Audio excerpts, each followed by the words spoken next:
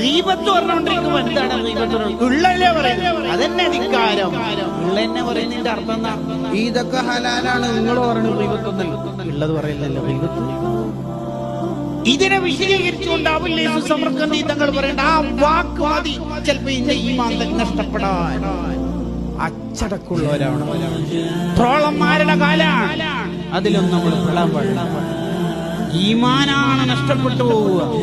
എന്തെങ്കിലും പുതിയ ചെയിൻ ബിസിനസ്സിലെ ചെക്കന്മാര് വിട്ടിട്ട് ഇന്നാലിന്ന ഉസ്താദ് കോടമ്പുഴ ഉസ്താദോ പന്നോട് ഉസ്താദോ ഫത്ത് കൊണ്ടല്ല, അത് പാടില്ല, അപ്പൊ ന്യായീകരിക്കും. അത് ഓർ പറഞ്ഞത് അങ്ങനെയാണ്, ഇവർ പറഞ്ഞത് ഇങ്ങനെയാണ് അല്ലേ?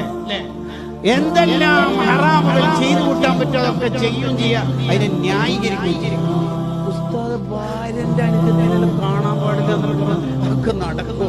ഉസ്താദ് ഒരു സിംബാബ്വേയിലോ ഹരാരയിലോ കെനിയയിലോ നമീബിയയിലോ ജീവിക്കാൻ നടക്കൂല.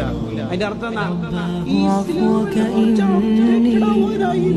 അർത്ഥം എങ്ങനെയാ എന്ന് പറഞ്ഞാൽ ഈ ഇന്ത്യയിലെ എക്സ്പയറി ഡേറ്റ് കഴിഞ്ഞിട്ടോ ഇതൊന്നും ഇപ്പം നടക്കൂല. അത് ശരി. നിസ്കരിച്ചുകൊണ്ടിരിക്കുന്ന ഒരാളെങ്ങനെ കളിയാക്കി ഒരാൾ ചിരിപ്പിക്കാൻ ചില ക്യാമ്പസിലുണ്ടാവും. ക്യാമ്പസ് കളി ഉണ്ടാവും, നല്ല കുട്ടികൾ ഇങ്ങനെ നല്ലവരായി നടക്കുമ്പോൾ സൂഫികൾ എന്നൊക്കെ പറഞ്ഞ് ട്രോളാനും കളിയാക്കാനും ഉണ്ടാവും. അത്തരക്കാരും ശ്രദ്ധിക്കണം.